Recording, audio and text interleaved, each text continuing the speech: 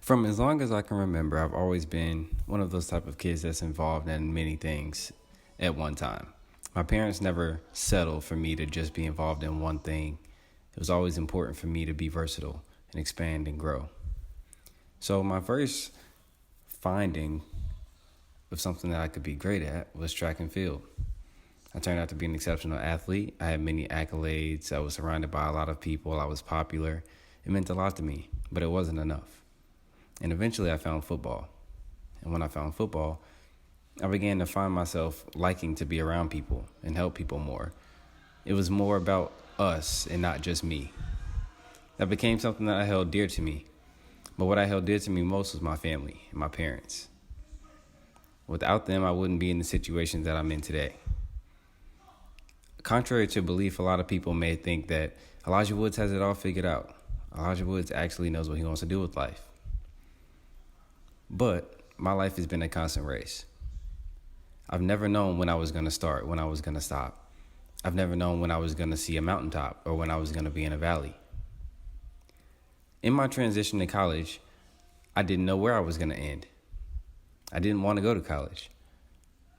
But once I started to find an awakening of myself and wanted to grow more, I found myself surrounded by more students who pride themselves on their African American roots. This in turn changed the way that I talked, the way that I dressed, the way that I thought, and the way that I interacted with my peers.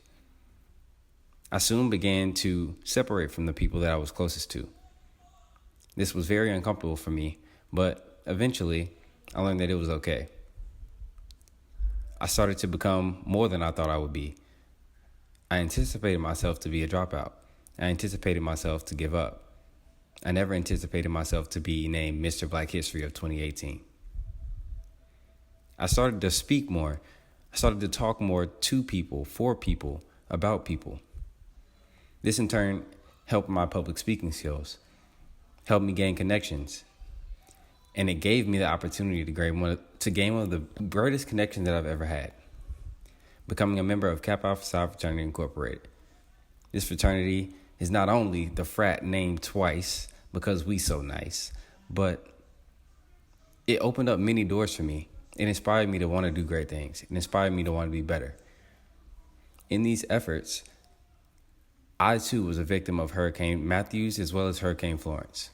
Although I live in Charlotte, North Carolina, it would be selfish of me to not want to give back to the community that I utilize on a day-to-day basis. So I started a GoFundMe. My GoFundMe was anticipated to raise $500 in a matter of a week. In turn, this GoFundMe actually raised $645, in which I donated to the school. The school split these earnings and sent half of it to students who lost housing and the other half to faculty and community members who lost housing and resources. But the service didn't stop there. I still began going to schools. I still began trying to reach out to other youth that may not have had the opportunities that I had, that may want to see something come about their life, that may want to go to college.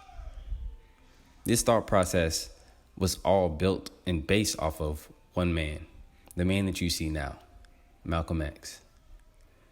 There are many people in my life who I would consider a role model, but his versatility, his fight, his drive to be great, to be a voice for the people, through the people, beside the people and behind the people, is an exemplification of Black power. Black power is not meaning that not everybody matters, only Black people matter. But this became something rooted extremely deep in me. This created who I am today. And this is why I'll always be forever grateful. Throughout this peer mentor experience, I reached out to my mentees. I spoke to my mentees. Many of them didn't reach back. Many of them didn't want to interact.